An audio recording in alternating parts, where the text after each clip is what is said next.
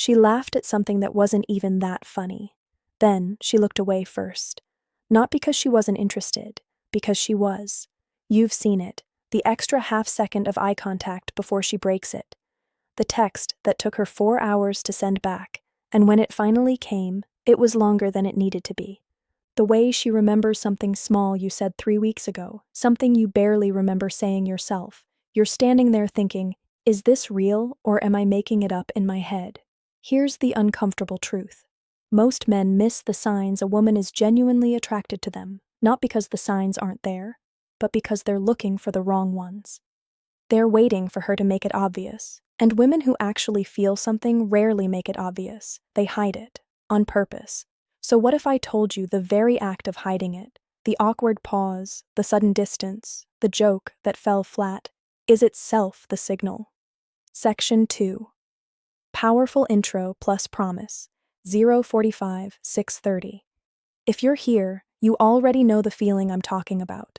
You've replayed a conversation in your head so many times the words stopped meaning anything.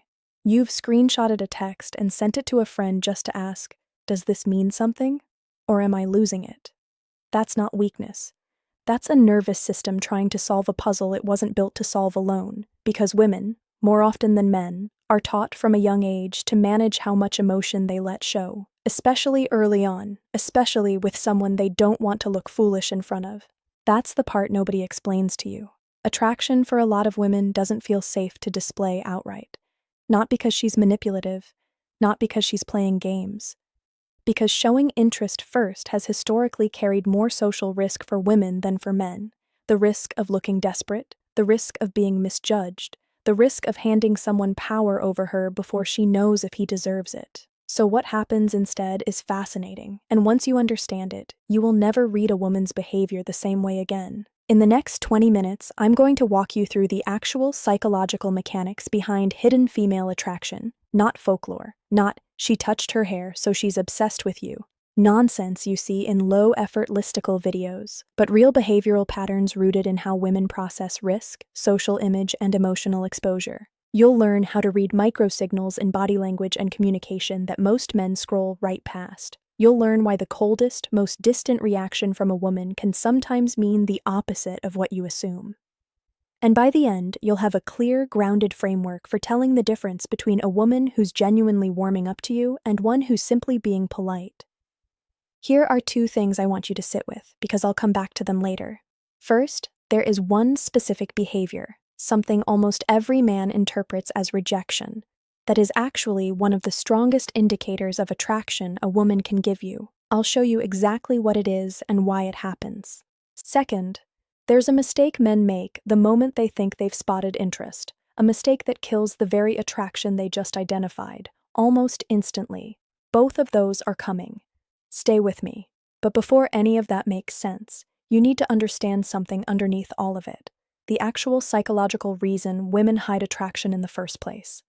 Because once you understand the why, every single behavior you've been confused about for years is going to click into place. Here's what most men believe. If a woman likes you, she'll show it. Clearly, consistently, like a green light staying green. That belief is wrong, and it's costing men relationships they could have had. Real attraction, especially in its early stages, doesn't behave like a steady green light. It behaves like static, flickering, inconsistent, sometimes retreating the moment it appears. And there's a reason for that, rooted in something psychologists call approach-avoidance conflict. It's the exact same mechanism that makes you want to check your phone for a text you're also terrified to read. 2 competing instincts firing at once, the pull towards something you want, and the pull away from the vulnerability that wanting it creates. For a woman noticing attraction toward you, that conflict runs even deeper. She's not just managing, do I like him? She's managing, what does it cost me socially if I show this and I'm wrong? What does it cost me emotionally if I show this and I'm right, and then he doesn't want the same thing? That second question is the one nobody talks about, and it's the one driving most of the behavior you've been misreading. Let me give you a scenario, because I want you to see this in your own life, not just hear it in theory. You're texting a woman. The conversation has been good, flowing, funny, natural. Then you send something a little more personal, a little more real, and she goes quiet. Not rude. Quiet? just quiet. An hour passes. Then 2. You start telling yourself the story men always tell themselves. She's not interested. I read this wrong. I should have known better. Then she texts back. And it's not a one-word reply. It's 3 sentences. She addressed what you said directly. She asked a follow-up question. She even referenced something from earlier in the conversation, proving she never stopped thinking about it during those 2 hours of silence. That gap wasn't disinterest. That gap was regulation. She felt something shift in the conversation, felt the stakes rise even slightly, and needed time to decide how much of herself she was willing to show back. Women who don't care don't take 2 hours to write 3 sentences.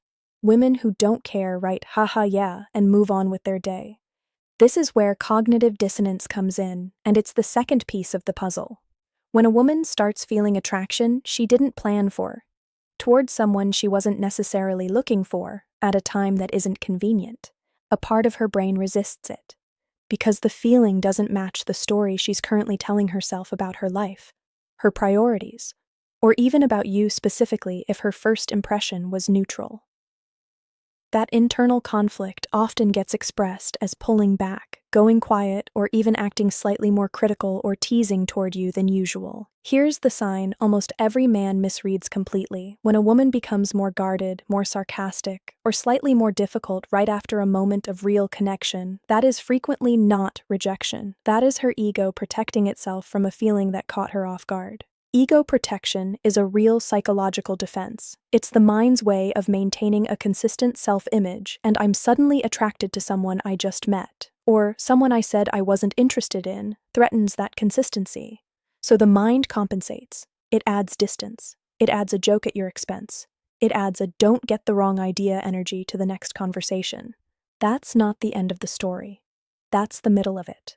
What you do in that exact moment determines everything that happens next. And that's where most men, even ones who've read this far, get it completely wrong. Now let's talk about what you actually do with this. Not theory, action. Step 1. Read the pattern, not the moment. Stop analyzing single interactions like they're the whole verdict. 1 quiet hour, 1 short reply, 1 distracted conversation. None of that tells you anything on its own. What tells you something is the pattern across time. Is she consistently the one who reopens conversations after a gap? Does she remember details weeks later that you mentioned once in passing? Does her energy shift specifically around you, even if that shift sometimes looks like teasing or mock annoyance rather than obvious warmth? The psychology here is simple. Consistency requires effort, and effort reveals priority. A woman who is not interested spends 0 unnecessary effort on you. She doesn't have to. She has nothing to prove, nothing to protect, nothing invested. The moment you see repeated effort, especially effort that costs her something, like initiating after silence or showing vulnerability after guardedness, you're looking at signal, not noise. The common mistake here is obsessing over 1 data point instead of tracking the trend. Men will build an entire narrative off a single text message and either spiral into hope or spiral into giving up. Neither serves you. Zoom out. Step 2. Do not chase the retreat. This is the single most important behavioral shift you can make, and it directly follows what we just covered about ego protection. When you notice her pulling back after a moment of closeness, going quieter, being a little more sarcastic, creating a bit of distance, your instinct is going to scream at you to close that gap immediately, to text more, to over-explain, to ask if everything's okay 4 times in a row. Don't. Here's the psychology behind why restraint works. When you chase the retreat, you remove the very thing that made her feel safe enough to have a reaction in the first place, the sense that you're not desperate, that your emotional state doesn't depend on her response. Chasing signals to her nervous system that the power dynamic just flipped, that you need her validation more than you value your own composure. And attraction, at a biological and psychological level, is deeply tied to perceived value and autonomy. When you visibly need someone's approval, you become easier to categorize, easier to predict, and, paradoxically, less compelling. Instead, when you notice that retreat, you simply hold steady. You respond with the same warmth and presence you had before, at the same pace, without escalating and without disappearing either. You're not punishing her with silence. You're not playing games. You're demonstrating through your own consistency that your sense of self isn't hostage to her mood swing. That, more than any clever text, is what allows her ego to relax and the attraction underneath it to surface again on its own timeline. The common mistake, confusing "give her space" with "go cold and distant to prove a point." That's not restraint, that's punishment, and women register punishment instantly. The goal isn't withdrawal, the goal is steadiness.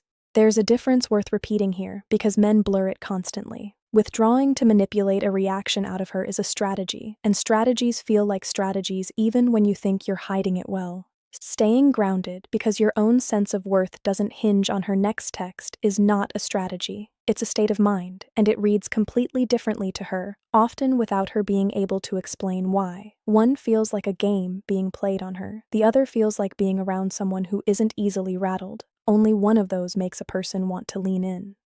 Step 3. Create moments of real conversation, not constant surface-level contact. Texting all day, every day, might feel like building connection, but psychologically it often does the opposite. It turns you into background noise, familiar and comfortable, but never emotionally significant. Attraction is built through moments that require presence, a real conversation, a shared laugh in person, a question that makes her think rather than just respond on autopilot. This works because the brain doesn't encode attraction from volume of contact. It encodes it from emotional peaks. A single 90-minute conversation where she felt truly heard will do more for how she feels about you than 3 weeks of good morning texts. Prioritize depth over frequency. The common mistake here is men substituting texting for actual connection because texting feels safer and lower risk. It is lower risk. It's also lower reward. If you want her to feel something real, you have to be willing to be in the room, literally or on a call, where she can actually experience your presence instead of just reading your words. Step 4. Let her have the space to move toward you. This is the step men resist the most, because it requires tolerating uncertainty. If everything we've covered is true, that real attraction often surfaces as guardedness before it surfaces as warmth. Then your job is not to force clarity out of her before she's ready to give it. Your job is to create an environment calm enough, secure enough, and pressure-free enough that she can move toward you without feeling cornered. That means you stop asking, "What are we?" 3 weeks too early. You stop needing an explanation for every quiet stretch. You let the natural rhythm of getting to know someone unfold instead of trying to accelerate it through interrogation. Ironically, the less you need her to define things immediately, the faster she usually becomes willing to. The common mistake: mistaking patience for passivity. Patience doesn't mean you disappear or stop showing interest. It means you show interest without demanding a verdict on it. Big difference. I know what happens at 3 in the morning. You reread the last message. You count the hours since she opened it. You start building a case in your head, half prosecution, half defense, arguing with yourself about what her silence means, what her laugh meant, what it all adds up to. I want to tell you something, and I want you to actually hear it instead of just letting it pass by. That anxious loop you're stuck in isn't proof that something's wrong. It's proof that you care about an outcome you can't fully control. And learning to sit with that discomfort without letting it dictate your next move is one of the most valuable skills you will ever build. Not just for this, for every relationship you'll ever have, romantic or otherwise. Here's the reframe I want you to hold on to. The silence you're so afraid of isn't empty. It's not nothing happening. In a lot of cases, it's exactly what we talked about earlier. A woman's mind doing the quiet, invisible work of deciding whether what she's feeling is safe to act on. You not filling that silence with anxious texts or desperate follow-ups or subtle guilt trips isn't you losing. It's you giving that process room to actually finish. Every time you resist the urge to chase, you're not being weak. You're demonstrating exactly the kind of emotional steadiness that makes someone feel safe enough to be vulnerable with you. That's not a consolation prize. That's the actual mechanism. This is going to test you. There will be moments where it feels like nothing is happening, where you start to believe you imagined every sign we just talked about. That feeling is normal, and it is not evidence. Feelings of doubt at 3 a.m. are not data. They're just your nervous system asking for certainty in a situation that, by its nature, can't offer certainty yet. Nobody gets to skip that part. Not you, not the most confident man you know. The difference between someone who ends up in a genuine, mutual connection and someone who burns it out with anxiety usually isn't the depth of feeling. It's who can tolerate the not knowing without collapsing into it. So here's what I want you to actually take from this video, more than any single sign or step. Stop trying to extract certainty from someone who is still figuring out her own feelings. Focus instead on becoming the kind of man whose presence doesn't require certainty to remain steady. Grounded whether she reaches out in an hour or in 3 days. Present without needing to control the timeline. That version of you isn't just more attractive. He's harder to shake in every part of his life, not just this one. The signs are real. The hesitation, the sudden distance, the overthought reply, the guarded joke right after a real moment. None of that is nothing, but signs alone don't build something lasting. What builds something lasting is what you do in the space between the signs, the patience, the restraint, the refusal to let uncertainty turn you into someone you don't recognize. Let the silence be silence. Let her process happen on her timeline, not the one panic is trying to impose, and build the kind of steadiness that doesn't need her to hurry up in order to feel like a man worth choosing.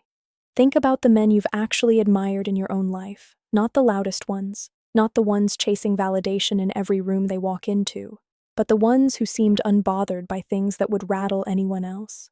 That quality wasn't handed to them. It was built, usually in exactly this kind of situation, in the waiting, in the uncertainty, in choosing not to spiral when spiraling would have been the easier option.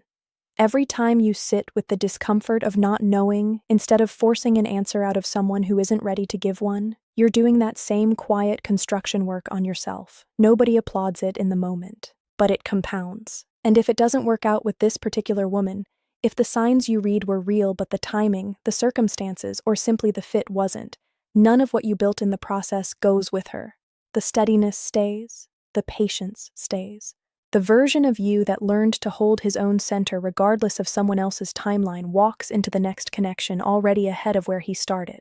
That's the part almost nobody tells you. You're not just decoding her signals for the sake of one outcome.